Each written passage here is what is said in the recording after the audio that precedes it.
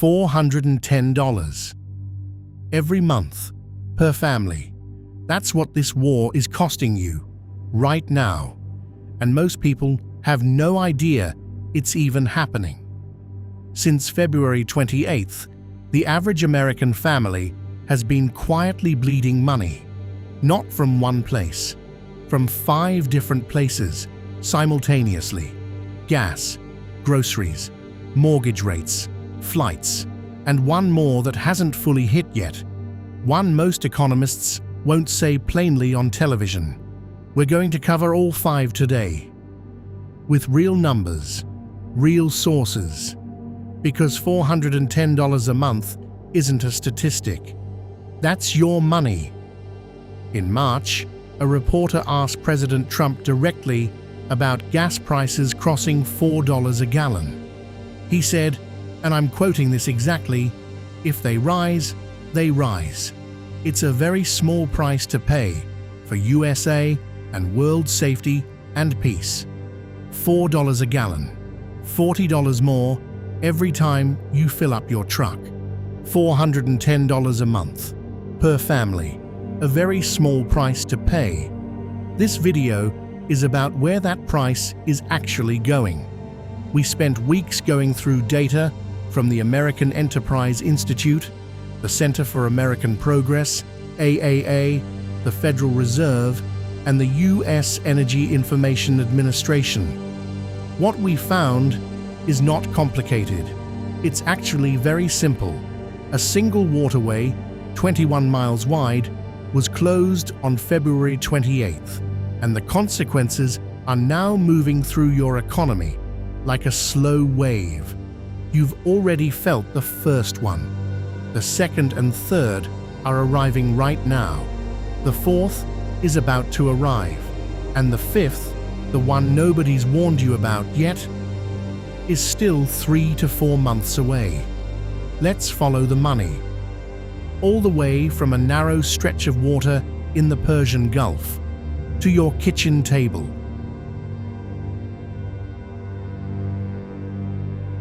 Before February 28th this year, very few Americans had ever heard the words Strait of Hormuz. That changed the day the bombing started. Here's what you need to understand.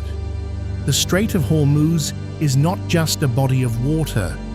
It is the single most economically critical choke point on the surface of the planet. 21 miles wide at its narrowest point, roughly the distance from Manhattan to Newark, and through that gap, every single month, past 130 oil tankers, 130 ships, carrying 1/5, 20% of the world's entire crude oil and natural gas supply. That's not just fuel for cars. That's the energy that heats homes, powers factories, moves cargo ships, runs the refrigerators in supermarkets, grows crops with fertilizer, manufactures the plastics in your phone case. Every one of those tankers is now sitting idle. The United States actually produces most of its own oil domestically. So you might be thinking, this doesn't really affect us that much. Let me explain why that assumption is completely wrong. Because oil prices aren't set locally. They're set on a global market. And when 1/5 of global supply disappears overnight, the price goes up everywhere, including your gas station in Ohio. Let's start with the one you already feel: gas. On February 27th, the day before the strikes, the national average price of gasoline was $2.98 per gallon. The American Automobile Association had just reported it was the lowest average in 3 years. Americans were actually starting to feel a little relief at the pump. 24 hours later, the bombs fell on Tehran. In the first week alone, gas prices jumped 48 cents per gallon. Not over a month, not gradually, in 1 week. By March 31st, the national average crossed $4 per gallon for the first time since Russia invaded Ukraine in 2022. By early April, $4.11. That is a 38% increase in 54 days. Let's make that real. The average American household drives about 1,100 miles per month. At 25 miles per gallon, that's 44 gallons a month. At $2.98, $131 per month on gas. At $4.11, $181 per month, $50 more. Every month, just from the war starting. But gas is actually the smallest part of this story, because diesel, the fuel you probably don't use directly, is up 45%. And diesel is not primarily a consumer fuel. It's the industrial fuel of the entire American economy. Every truck, every train, every cargo ship, every piece of produce that moves from a farm to a Walmart shelf moves on diesel. When diesel goes up 45%, the cost of moving everything goes up 45%. And you pay that cost at the checkout. You just don't see it labeled as a diesel surcharge. You see it as a slightly higher number for everything. 2 days before the war started, February 26th, something happened that almost no one noticed. The 30-year fixed mortgage rate dipped to 5.98%, below 6%. For the first time in 3.5 years, millions of Americans who had been waiting to buy a home or refinance or lock in a rate saw that number and felt something they hadn't felt in years: hope. 72 hours later, that hope was gone. On February 28th, Operation Epic Fury began. By March 2nd, 4 days after the war started, the 30-year mortgage had climbed to 6.46%, almost half a percentage point, in 72 hours. Take a $400,000 home. That's roughly the median price in America right now. At 5.98% on a 30-year mortgage, your monthly payment is $2,396. At 6.46%, $2,507. That's $111 more every single month for 30 years. Over the life of the loan, that's $40,000. $40,000. Because of a war that started 72 hours after you could have locked in your rate. The Fed was supposed to cut interest rates this year. Economists had penciled in at least one cut. That cut is now gone, because cutting rates when oil prices are spiking risks reigniting inflation, and the Fed cannot afford to do that heading into the midterms, so the Fed stays frozen. Rates stay high. Your credit card, your car loan, your mortgage, your small business loan, all of them stay more expensive for longer. And here's the thing nobody in Washington will say plainly: the war didn't cause this problem. It made an existing problem permanent. If you're planning to fly anywhere this summer, and I mean anywhere, this section is going to make you angry, because jet fuel is up 85% since the war began. 85%. Let that settle. Fuel accounts for roughly 30% of an airline's total operating costs in normal times. At an 85% increase, that is not a manageable headwind for airlines. That's a financial emergency, which is why, within 2 weeks of the war starting, Amazon added fuel surcharges to Prime deliveries. JetBlue added fuel surcharges to tickets. Within a month, virtually every major airline had restructured their pricing. But here's what most people don't realize about airline pricing. The tickets you see today often reflect costs from weeks ago. The full price impact of an 85% fuel spike takes 60 to 90 days to fully flow through to what you see when you search for a flight.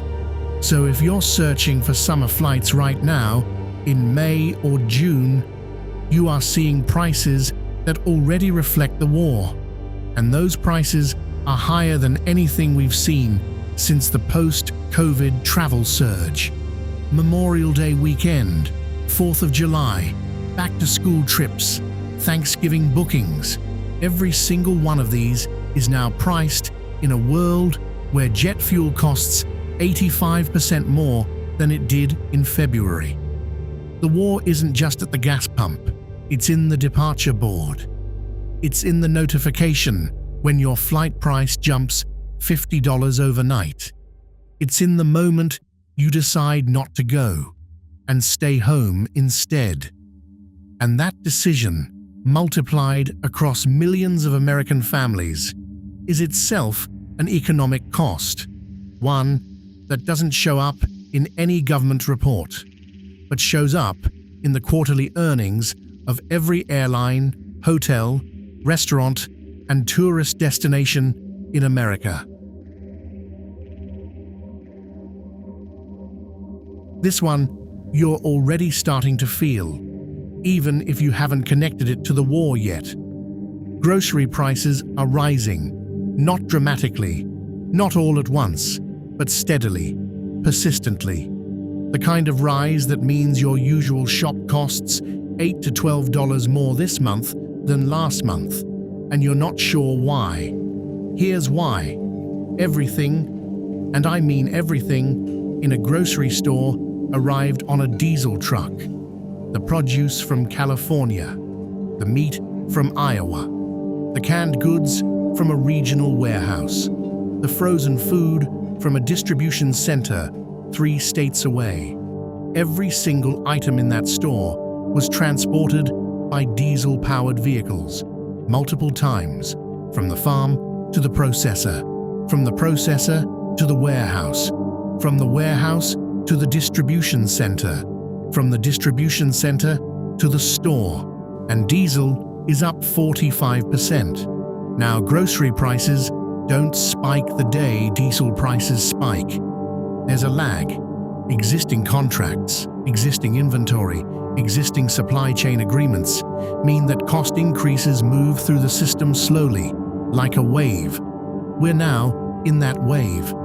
Wholesale grocery prices started rising 4 to 6 weeks after the war began.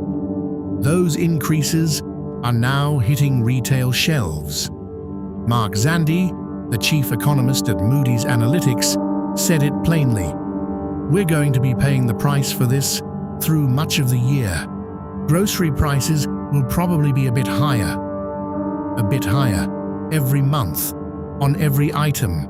But I said there were 5 waves, and what I've described so far, gas, mortgages, flights, current grocery prices, that's only 4. I need to tell you about the 5th one, because this one is different. This one hasn't arrived yet. Stay with me.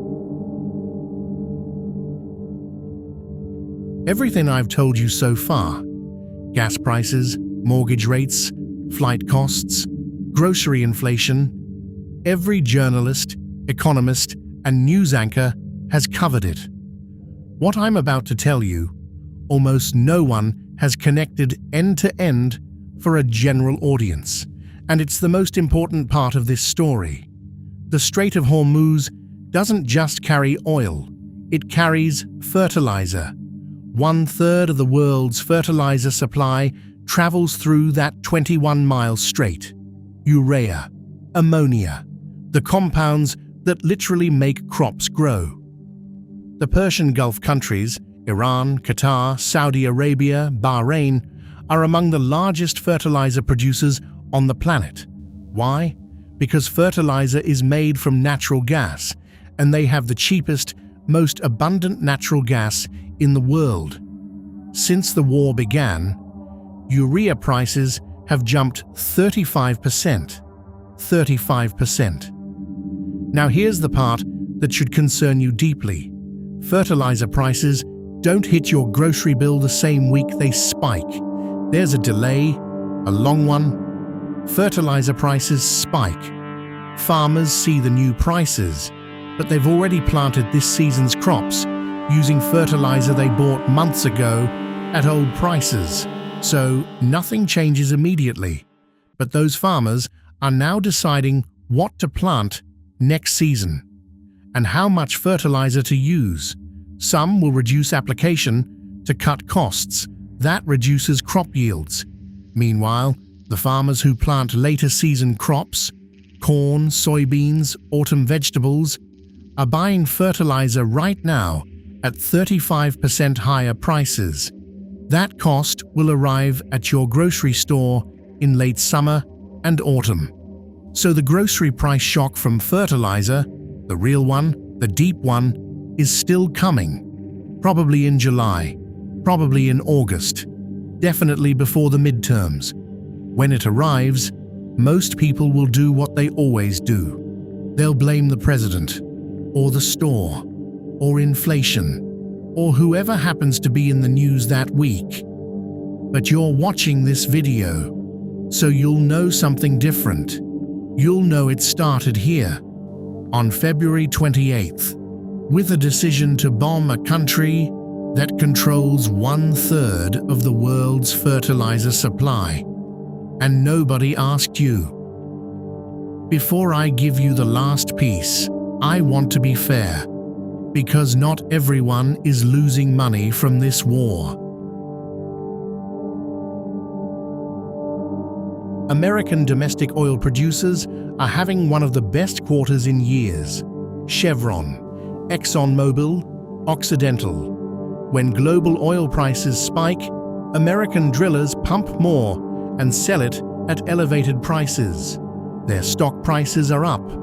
Their quarterly profits will be extraordinary. The defense industry is also having a remarkable year. The Pentagon has requested $200 billion in supplemental war funding.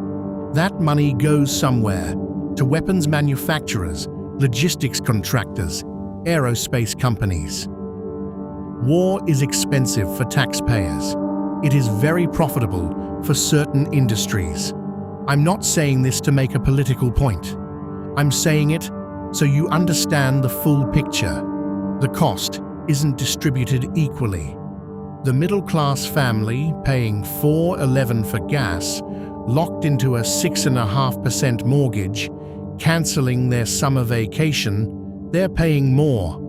The oil executive, the defense contractor, the asset manager with $300 million in energy sector equities, they're paying less or profiting. That's not an opinion. That's arithmetic. The grocery price shock from this war hasn't reached your supermarket yet. It's coming, probably this summer. And when it does, most people will blame the store, blame inflation, blame whoever is in the news that week. But you'll know exactly where it started. A 21-mile gap in the Persian Gulf. And a decision made in Washington on February 28th that nobody asked you about. If this video helped you understand something the news hasn't explained plainly, share it with one person who needs to hear it. That's how this channel grows. Not through clickbait, through information that actually matters. We post every week. Subscribe if you want to know what's coming next, because there's a lot more coming.